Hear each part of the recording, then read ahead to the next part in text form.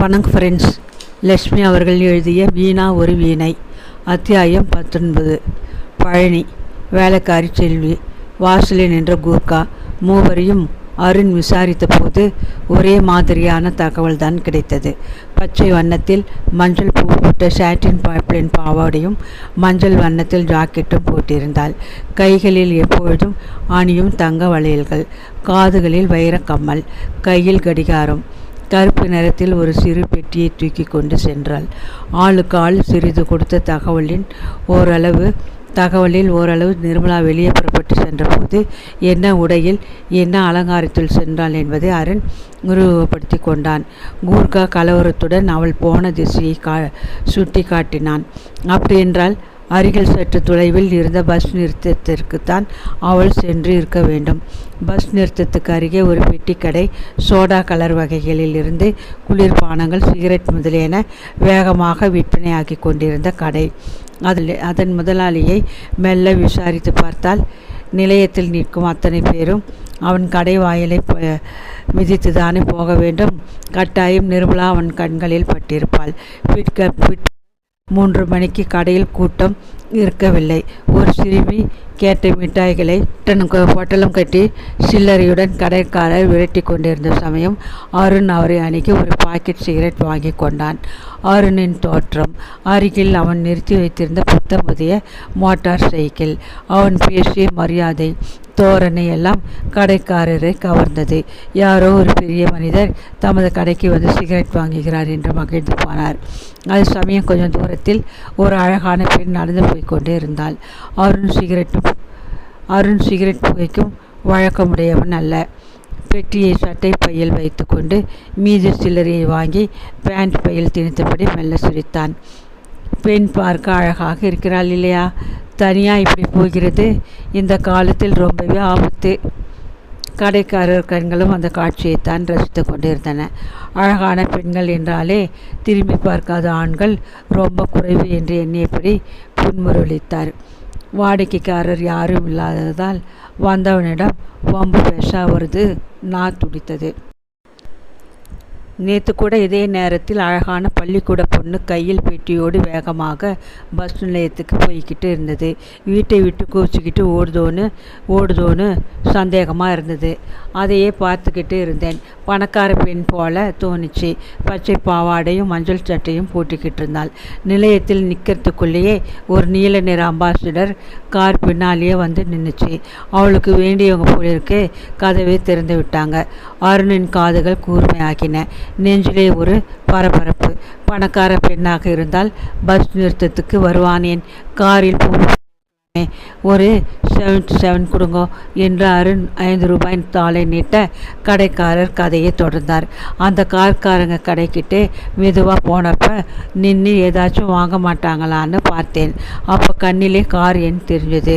TMX 880. அந்த பெண்ணை ஏற்றிக்கிட்டு கார் உடனே நகர்ந்து போனதும் எனக்கு கொஞ்சம் ஏமாற்றமாகத்தான் இருந்துச்சு. சில்லறை என்னாவது வாங்கி பேண்ட் பாக்கெட்டில் திணித்து கொண்டு நன்றி தெரிவித்துவிட்டு மிகவும் பதைப்பாக மோட்டார் சைக்கிளில் பறந்தான் அருண்.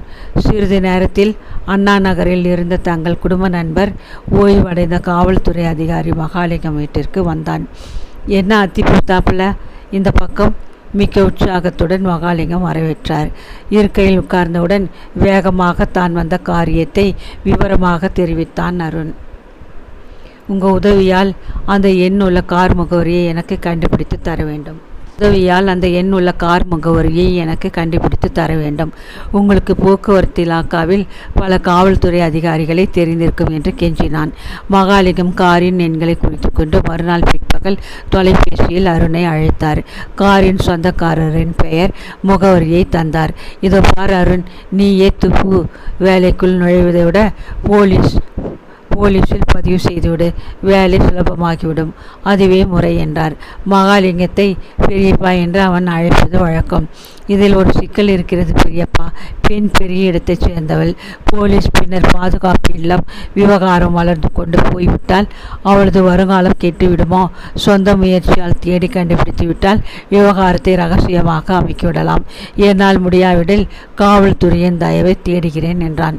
சரி, உன் விருப்பப்படியே செய் என்று வாழ்த்திவிட்டு மகாலிங்கம் போனை வைத்தார். அருண் புறப்படும் முன் வீணா அவனை தொலைபேசியில் அவசரமாக குறிப்பிட்டாள். நிர்மலாவின் சிநேகிதி வசந்தி வீட்டிற்கு நேற்று இரவு யாரோ ஒரு முரடன் தொலைபேசியில் தொடர்பு கொண்டானாம். உங்கள் பெண் சாந்தா எங்கள் வசம் இருக்கிறாள். 20,000 ரூபாய் ரொக்கத்துடன் கடற்கரையில் வந்து நடுநிசையில் சந்தித்தால் பெண் கிடைப்பாள் என்று மிரட்டினானாம். அவள் அப்பா அவனை அதட்டி அடக்கிவிட்டாராம். இந்த சங்கதியை நிர்மலாவுக்கு தெரிவிக்க விரும்பி நிர்மலாவை கூப்பிடும்படி கேட்டாள். நிர்மலா ஊட்டிக்கு போயிருப்பதாகவும் வர 1 மாதம் ஆகும் என்று கூறி போனை வைத்து விட்டேன் என்றாள். இப்போது அருணுக்கு நன்றாக புரிந்துவிட்டது. நீல நிற அம்பாசிடரில் இருந்தவர்கள் நிர்மலாவை கடத்தி சென்றிருக்கிறார்கள். நிர்மலா பயத்திலே வீட்டு சங்கதி தெரியக்கூடாது என்று வசந்தியின் முகவரியையும் தொலைபேசி எண்ணையும் கொடுத்து அவர்கள் வீட்டு பெண் சாந்தா என்று பொய் சொல்லியிருக்கிறாள். இந்நேரம் அவள் கதி என்ன ஆகியிருக்குமோ என்று எண்ணி கவலையுடன் வேகமாக தன் மோட்டார் சைக்கிளில் பூந்தமல்லிக்கு அந்த பாழடைந்த பங்களாவை தேடிக்கொண்டு புறப்பட்டான். கேட்டை காத்த கூர்க்காவிடம் 10 ரூபாய் தாளை நீட்டி உள்ளே நுழைந்தான். போர்ட்டிகோவில் நின்ற நீல நிற அம்பாசிடரை கண்டதும் அவன் நெஞ்சு பரபரப்பில் துடித்தது. யாரது? திறந்த வீட்டில் நாய் போல போ முடியாது. வந்தவனை திகைப்புடன் பார்த்தபடி வராந்தாவில் வந்து நின்றாள் செண்பகம். முதல் நாள் போன்று பட்டும் புட்டும் நகையுமாக பெரிய மனிதர் வீட்டு போன்ற அலங்காரத்திலேயே காணப்பட்டாள். நேற்று நீங்கள் இந்த காரில் அழைத்து வந்த பெண் சாந்தாவை வீட்டுக்கு கூட்டிட்டு போக வந்திருக்கிறேன். அவள் என் தங்கை என்றான் அருண் அழுத்தமாக. ஆளை அப்படியே அப்பளமாக நொறுக்கி விழுங்கி விடும் சாமர்த்தியம் உள்ள செண்பகம் அசட்டையாக அவனை ஏறிட்டு பார்த்தாள். அப்படி யாரும் எங்களுடன் வரவில்லை. சந்தேகம் இருந்தால் எங்கள் வீட்டு ஆளை கூப்பிடுறேன், கேட்டுக்கோங்க. வீட்டை நீங்களே வேணுமானாலும் சோதிச்சுக்கலாம். நல்ல குடும்பத்திலே வாழற எங்களை பற்றி அப்படி யார் தவறான தகவல் தந்திருக்காங்க? டெய் வேணு, இங்கே வா என்று அழைத்தாள். கர்லாக்கட்டை சுழற்றி பருத்த தோலும் பரட்டை தலையும் சிவந்த கண்களுமான அவன் தோற்றம் அருணையே கொஞ்சம் கலக்க செய்தது. ஆனால் அவனுக்கு நன்றாக புரிந்துவிட்டது. பெண்களை கடத்தல் செய்து விபச்சாரத்திற்கு விற்கும் ஒரு பயங்கர கூட்டத்தை சேர்ந்தவர்கள் அவர்கள் இருவரும் என்பதை ஊகித்து கொண்டு விட்டான். யானை தன் தலையில் தானே மண்ணை வாரி போட்டு கொள்ளும் என்பார்கள். அதுபோல ஒரு பயங்கர கூட்டத்தின் பிடியில் தானே போய் சிக்கி கொண்டு விட்டாளே நிர்மலா. இந்நேரம் அவள் எங்கே இருக்கிறாளோ, எந்த விதமான நிலையில் இருக்கிறாளோ? அட கடவுளே! அருண் மனம் வேதனையில் புலம்பியது. அத்தியாயம் 20. வேதனையின் மயக்கத்திலே நிர்மலா இரவு உறங்கி போய்விட்டாள். காலையில் அரை கதவை திறந்து கொண்டு செண்பகம் உள்ளே வந்தாள். ஓர் அலுமினிய தட்டில் குழம்பில் மிதந்த 2 தோசைகளையும் அலுமினிய கோலையில் காப்பியும் கொண்டு வந்து கட்டில் ஓரமாக வேணு வைத்தான். அதை பாராதது போல நிர்மலா தூங்கும் பாவனையில் கண்களை மூடிக்கொண்டிருந்தாள். எழுந்தால் பசியில் தானே நாய் போல தின்பாள். செண்பகம் ஏளனமாக கூறி இருவரும் அறையை விட்டு வெளியே சென்றனர். கதவை பூட்டு முன் இடுக்கிய கண் வழியே வேணுவின் இடுப்பில் இருந்த பெல்ட்டை பார்த்ததும் மறுபடியும் அவள் உடல் பயத்திலும் வேதனையிலும் துடித்து போயின. பகல் 12 மணி அளவில் அவர்கள் மீண்டும் கதவை திறந்து கொண்டு உள்ளே வந்தபோது அவள் இன்னமும் தூங்குவது போல நடிக்க முடியவில்லை. காலையில் கொண்டு வந்த டிஃபனை அவள் தொடவில்லை என்று செண்பகத்திற்கு தாங்க முடியாத எரிச்சல். எழுந்திரி என்று அதட்டினாள். கையோடு நிர்மலாவின் பெட்டியில் இருந்து எடுத்து வந்த ஒரு பாவாடை, சட்டை, சோப்பு, சீப்பு, பவுடர் இத்தியாதிகளை கட்டிலின் ஒரு பக்கம் வைத்தாள். தாவார்த்த கோடையிலே குளிக்கிற அறை இருக்குது. இதெல்லாம் எடுத்துக்கிட்டு போய் பல்லு விளக்கி முகம் கழுவி தலையை சீவி பின்னிக்கிட்டு உடை மாற்றிக்கிட்டு வா. முகத்திலே பளிச்சின்னு ஒரு பொட்டையும் வீச்சுக்கோள் சீக்கிரம் என்று அதட்டினாள். முதுகில் ஏற்பட்டிருந்த ரணத்தின் மீது ஒட்டி கொண்டிருந்த சட்டையை கயிற்றுவதற்குள் வேதனை தாங்க முடியாத அழுகை வந்தது. இன்னும் அலங்கார முடியலை? குளியலறை அருகே நின்றபடி செண்பகம் குரல் கொடுக்க பயந்து கொண்டு வேகமாக உடை மாற்றிக்கொண்டு அவள் வெளியே வந்தாள். செண்பகம் அவளை ஏற இறங்க பார்த்துவிட்டு தன் அருகே நின்ற இளைஞனிடம் கண்களால் ஏதோ ஜாடை செய்தாள். சில நிமிடத்தில் முன் அறையில் ஒரு கட்டை குரல் ஓங்கியிருந்தது. உடனே அவர்கள் பரபரப்படைந்து போனார்கள். முனுசாமி அண்ணாச்சி வந்துட்டார், உட்கார சொல்லு, அவளை கூட்டி வரேன், வேணுக்கு உத்தரவிட்டாள் செண்பகம். இதோ பார், உன்னை ஒரு பெரிய மனிதரிடம் ஒப்படைக்கப் போகிறேன். போகிற இடத்தில் ஒழுங்காக நடந்து கொள். அதட்டியபடி நிர்மலாவை அந்த அறைக்கு முன்னறைக்கு தள்ளி கொண்டு போனாள். அங்கிருந்த பழைய சோஃபா ஒன்றில் வழிந்து கொண்டிருந்த வழக்கை தலை சில்க் ஜிப்பா, வெள்ளை வெட்டி, சந்தன போட்டு ஆசாமியை கண்டதும் அவர்கள் மூவரும் கும்பிடு போட்டார்கள். வெற்றிலையில் சிவந்து போன உதட்டின் பின் காவி ஏறிய தெத்து பெட்களை காட்டியபடி முறவழித்த முனுசாமியை சுற்றி வயிற்றை புரட்டும் அளவுக்கு பலமான அத்தர்மணம். பதிலுக்கு கும்பிடு போட்டு தமது சரிகை துண்டை தோளில் உதறி போட்டபடி எழுந்து நின்ற முனுசாமியின் கண்கள் வியப்பால் விரிந்தன. தன் எதிரே நின்ற அந்த பெண்ணை அல்வா துண்டத்தை எடுத்து லபக்கென்று விழுங்கும் ஆசைப்படும் சிறுவனைப் போல மிகவும் வியப்பும் ஆவலுமாக பார்த்தார். நிர்மலாவுக்கு இந்தி மொழி தெரியாது என்று அவர்கள் அந்த மொழியில் பேசத் தொடங்கினர். பள்ளிக்கூடத்தில் தமிழுடன் இந்தியையும் கற்றுக்கொண்டிருந்தவள் அவள். அதனால் இந்தி உரையாடலை அவளால் புரிந்து கொள்ள முடிந்தது. ரொம்ப பொடிக்குட்டி, 4000 ரொம்ப அதிகம்.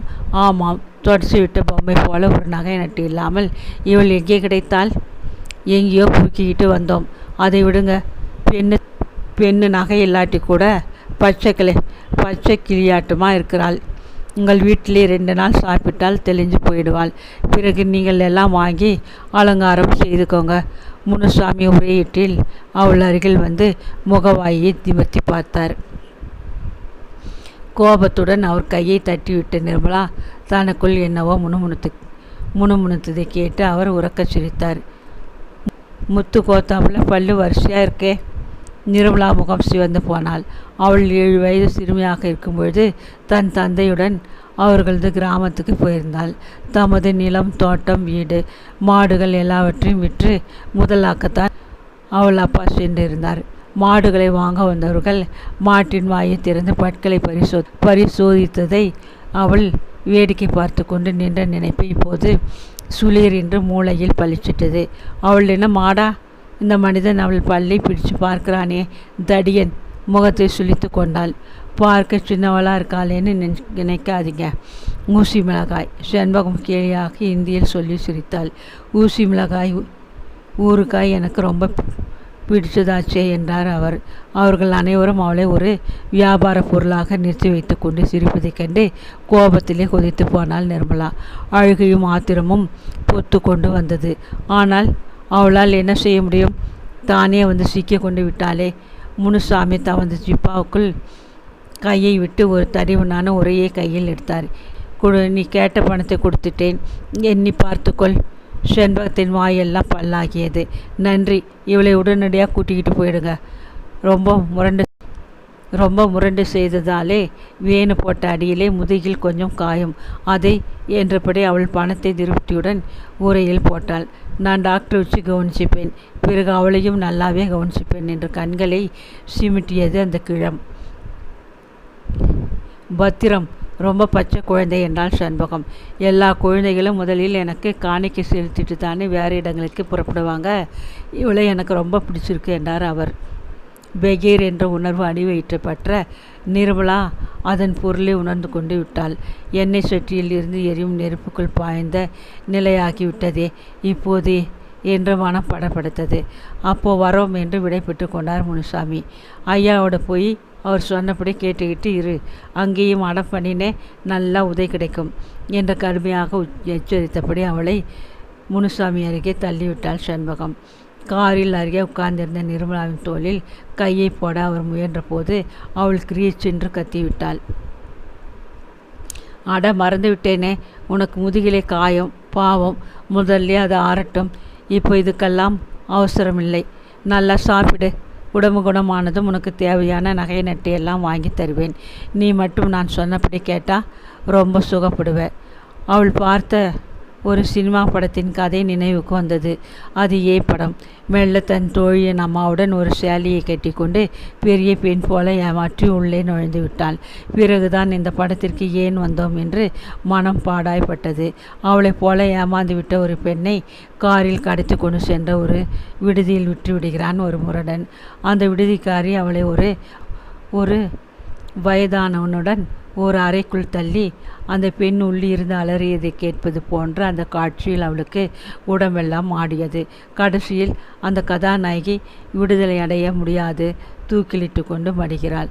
சோக முடிவு கொண்ட அந்த கதையை பார்த்துவிட்டு 2 நாள் அவள் தூங்கவே இல்லை. அவளது வாழ்க்கையும் சோகமாக்கத்தான் முடியப் போகிறதா?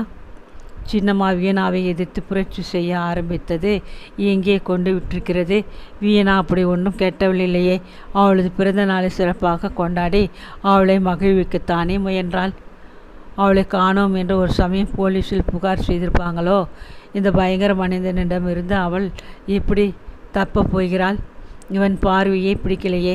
மேலே போட்டு கொண்டிருக்கும் அத்தர் வயிற்றை குமட்டுகிறதே. அண்ணாவுக்கு சங்கதி தெரிஞ்சு அண்ணாவும் சின்னம்மாவும் போலீஸ் உதவியுடன் அவளை தேடி வருவதற்குள் இந்த மனிதன் அவளை என்ன செய்வானோ? தாங்க முடியாத திகிலில் அருவருப்பில் அவள் தேம்பி அழத் தொடங்கினாள். குட்டி, என்னத்தை கழற? உன்னை நான் ராசாத்தி போல வச்சு நடத்த போகிறேன். நாளைக்கே உனக்கு காதுக்கு கம்மல், கைக்கு வளையல், கழுத்துக்கு சங்கிலி எல்லாம் வாங்கி தந்து பனாரஸ் பட்டு சேலையும் எடுத்து தர போகிறேன். போடா படுவா, நீ என்னடா எனக்கு வாங்கி தர்றது? நான் பிச்சைக்காரன் வீட்டில் இருந்தா வரேன். நான் நினச்சா உன்னையே விலைக்கு வாங்கி விட முடியும். போலீஸ் வந்து குண்டாந்தடையால் உன் வழுக்கு தலையை பிளக்க போகிறதை பார்க்க துடிச்சுக்கிட்டு இருக்கிறேன். தடியா, மூஞ்சியையும் முகரக்கட்டியையும் பார். சோளக்காட்டு பொம்மை போல பெரிய மனிதன்னு நினைப்பு. கடன்காரா என்று மனதிற்குள் பொறுமை கொண்டு கோபமாக அவனை முறைத்துவிட்டு மறுபக்கம் திரும்பி கொண்டாள் நிர்மலா. ஆமாம், இவன் அவளை எங்கே அழைத்து செல்கிறான்?